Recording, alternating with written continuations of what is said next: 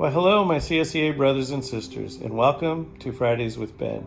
This week, I'm going to take a point of personal privilege first off and say, for those of you who are fans of the television show World of Dance, if you happen to watch it this past week, my nephew, Diego, happens to be part of the trio MDC3 that won the $1 million prize on the show this year. So I'm just doing that like I've showed you guys on social media. I am so very, very proud of him. And that's enough of that. As you know, thanks to your union and our state's leaders, we avoided massive cuts to public education for this school year. This was done by making cuts to other government programs and services, but it was also done with the hope that the federal government would pass another COVID-19 relief package that would include funds for education.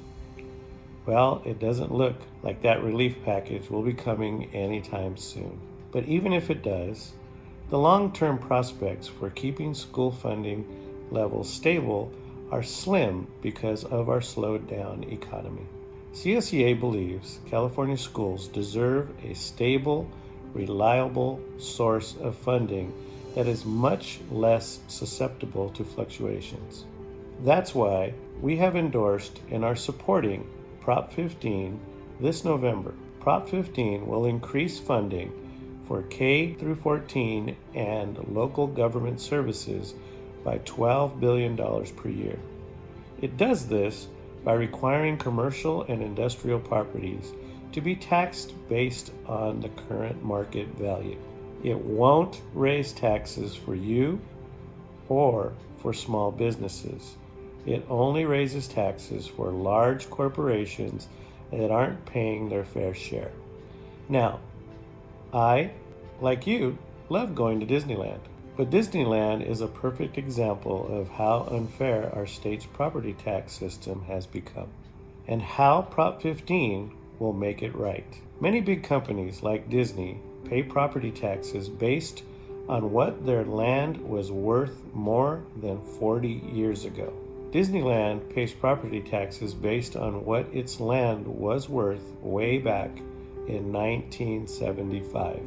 That huge gap now costs our schools and communities $50 million each year that the rest of us have to pay.